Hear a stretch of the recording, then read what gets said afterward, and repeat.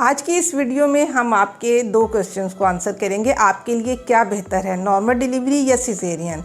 दूसरा क्वेश्चन आपका होता है सिजेरियन क्यों होते हैं। वीडियो को एंड तक देखिएगा। नॉर्मल डिलीवरी और सिजेरियन के बारे में आपके जितने मिसकॉन्सेप्ट्स हैं या कन्फ्यूजन्स हैं, हमारी कोशिश होगी आज हम उन्हें दूर कर दें।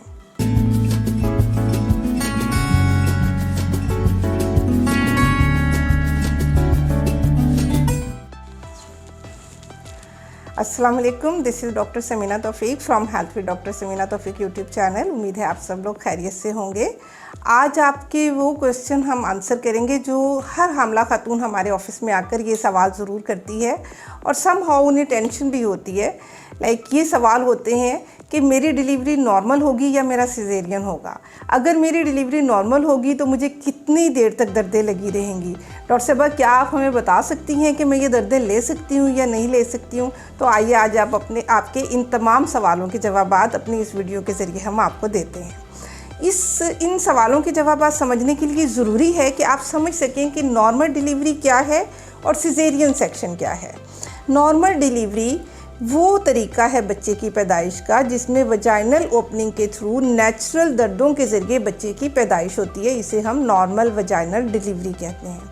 जबकि सिजेरियन सेक्शन में बच्चे की पैदाइश का जो रास्ता है वो मुख्तलिफ है। इसमें पेट पर कट लगाते हैं, यूट्रस को ओपन करते हैं और पेट के रास्ते से बच्चे की पैदाइश की जाती है। तो बच्चे की पैदाइश के यही दो तरीके हैं, वजाइनल डिलीवरी या सिजेरियन सेक्शन।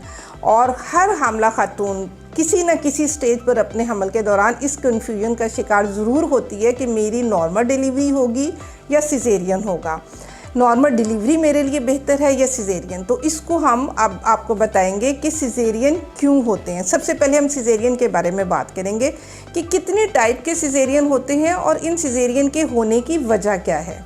सिजेरियन की दो टाइप्स हैं, इलेक्टिव सिजेरियन जिसका मतलब है प्लान्ड सिजेरियन, एक ऐसा सिजेरियन जिसको प्लान किया जाता है, प्री प्लान्ड होता है।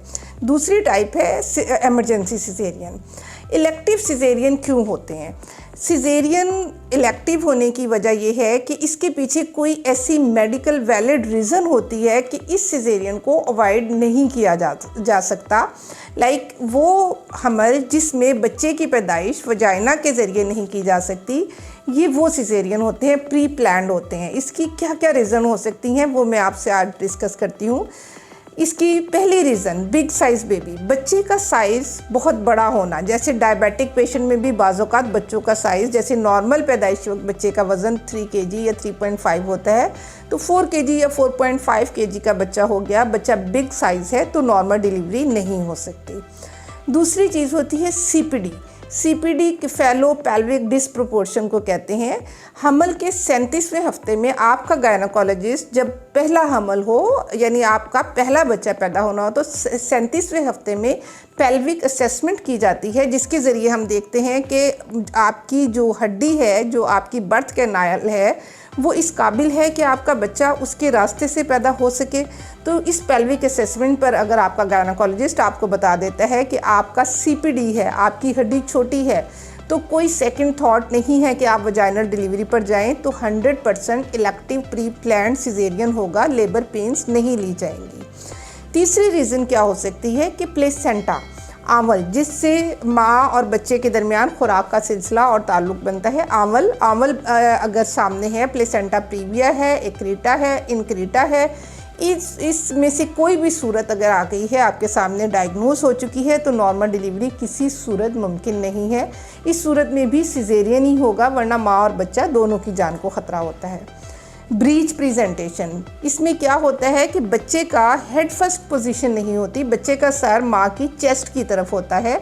इस सूरत में नॉर्मल डिलीवरी नहीं हो सकती, बच्चा सिजेरियन के ज़रिए ही पैदा किया जाता है। एक पोजीशन होती है लाए, बच्चे की लाए क्या है? लॉन्गिट्यूडनल लाए का बच्चा हमेशा नॉर्मल डिलीवर हो सकता है, लेकिन अगर यही बच्चा आड़ा हो, जिसे हम ट्रांसवर्स लाए कहते हैं, उस सूरत में भी किसी भी सूरत नॉर्मल डिलीवरी मुमकिन नहीं होती और लेबर पेन्स के लगने से पहले ही इलेक्टिव सिजेरियन कर दिया जाता है। इसके अलावा जो रीज़न होती है कि अगर प्रीवियस 2 सिजेरियन है, अगर किसी मरीज़ के किसी वजह से पहले 2 सिजेरियन हो चुके हैं, तीसरा सिजेरियन अगर बच्चे की पोजीशन, आंवल सब ठीक है, तो भी कोई इंडिकेशन नहीं है कि वो नॉर्मल डिलीवर हो। तीसरा बच्चा हमेशा सिजेरियन से ही पैदा होगा अगर आपके पहले 2 सिजेरियन हैं। इसके अलावा अगर शादी से पहले या शादी के बाद किसी भी तरह की कोई आपकी एब्डोमिनल सर्जरी हो चुकी है, कोई लेप्रोटमी हो चुकी है, कोई ओवेरियन सिस्ट या फाइब्राइड की वजह से आपकी सर्जरी हो चुकी है, तो उस सूरत में भी नॉर्मल डिलीवरी रिस्की है और आपका सिजेरियन सेक्शन होता है। तो ये तो वो तमाम रीजंस हैं जिनमें लेबर पेन्स नहीं लगाई जाती और प्री प्लान्ड आपका सिजेरियन कर दिया जाता है।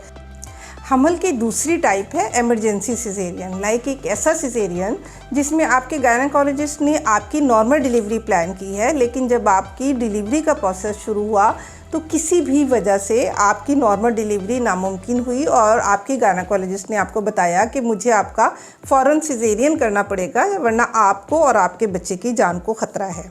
तो आइए देखते हैं इसकी क्या वजूहात हो सकती हैं। इमरजेंसी सिजेरियन जिसमें आपकी नॉर्मल डिलीवरी प्लान हुई लेकिन एंड अप सिजेरियन में हुई, तो इसकी वजूहात में सबसे पहले फीटल डिस्ट्रेस आता है।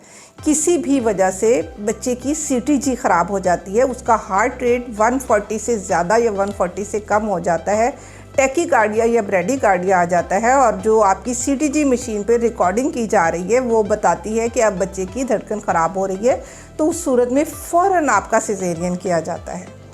दूसरी रीज़न है मिकोनियम स्टेन्ड लाइकर, यानी बच्चे का पखाना निकल जाना और जो पानी लाइकर जो बच्चे का पानी आ रहा था वो जब डॉक्टर देखता है तो वो ग्रेड 1, 2 या 3 का मिकोनियम उसमें पखाना मिक्स हुआ है, तो इस सूरत में भी फ़ौरन सिजेरियन करना पड़ता है। तीसरी इसकी रीज़न ये हो सकती है कि आप माँ को बहुत ज़्यादा दर्दें आ रही हैं, रेगुलर कॉन्ट्रैक्शंस हैं लेकिन बच्चेदानी का मुंह नहीं खोल रहा या बच्चे का हेड डिसेंड नहीं कर रहा, फेलियर टू प्रोग्रेस है ये, तो इस सूरत में भी सिजेरियन करना एक बच्चे और माँ दोनों की जान बचाने के लिए ज़रूरी होता है और ये एक इमरजेंसी सिजेरियन होता है। तीसरी चीज़, किसी भी वजह से माँ को दर्दों के दौरान खून पड़ना शुरू हो जाए तो वो भी एक अलामत है कि कहीं आंवल वहाँ अपनी जगह को छोड़ तो नहीं चुकी, एब्रप्शन तो नहीं हो गई, तो फ़ौरन सिजेरियन किया जाता है।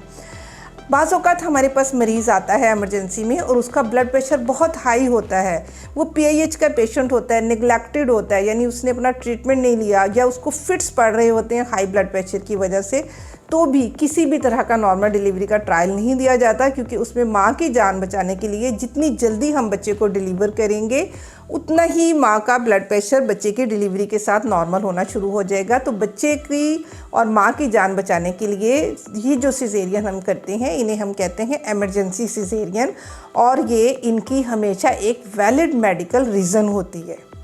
तो हमने डिस्कस किया कि नॉर्मल डिलीवरी क्या होती है, सिजेरियन क्या होता है, सिजेरियन की कितनी टाइप्स हैं, इलेक्टिव सिजेरियन क्या होता है, इमरजेंसी सिजेरियन क्या होता है। तो आपका अगला क्वेश्चन जो हमसे होता है कि आप अपने डॉक्टर से पूछते हैं बताइए हमारे लिए बेहतर क्या है, सिजेरियन या नॉर्मल डिलीवरी। तो यही डिस्कशन है आज की। तो हम डिस्कस करते हैं कि what is better for you, either caesarean और नॉर्मल डिलीवरी, आपके लिए क्या बेहतर है। देखिए, जो भी चीज़ नॉर्मल होती है हमेशा वही बेहतर होती है, जो चीज़ नॉर्मल नहीं है वो आपके लिए कभी भी अच्छी नहीं हो सकती या आपके लिए बेहतर नहीं हो सकती। मैं यहाँ पर सिजेरियन को एबनॉर्मल नहीं कह रही, लेकिन नॉर्मल डिलीवरी को मैं हमेशा ग्रेड 1 पर रखूँगी। हमेशा कोशिश करनी चाहिए कि अगर कोई वैलिड मेडिकल रीज़न नहीं है तो मरीज़ को सिजेरियन से बचाया जाए, नॉर्मल डिलीवरी की जाए, क्योंकि ये इससे माँ और बच्चे दोनों को फ़ायदा होता है। तो मेरा आंसर इस सारी डिस्कशन में ये है कि अगर आपकी नॉर्मल डिलीवरी हो सकती है, कोई ऐसी वजह आपके गायनेकोलॉजिस्ट ने नहीं आपको बताई हुई या आपकी कोई ऐसी वजह नहीं है कि आपको या आपके बच्चे को ख़तरा हो, तो प्लीज़ आप अपने आप को नॉर्मल डिलीवरी के लिए तैयार कीजिए। नॉर्मल डिलीवरी की तमाम जो कॉन्सिक्वेंसेस हैं अपने डॉक्टर से डिस्कस कीजिए, अपने अंदर हौसला हिम्मत पैदा करें, लेबर पेन से बिल्कुल ना डरें। और दूसरा ये कि नॉर्मल डिलीवरी के लिए ज़रूरी नहीं कि आप लेबर पेन्स लें, पेनलेस डिलीवरी भी होती है, एपिड्यूरल लगाया जाता है, लेकिन normal delivery is always better than caesarean until and unless कोई वैलिड मेडिकल रीज़न ना हो। हाँ, आपको अपने गायनेकोलॉजिस्ट को ज़रूर सुनना चाहिए क्योंकि वो हमेशा आपके लिए बेस्ट डिसीजन लेती हैं।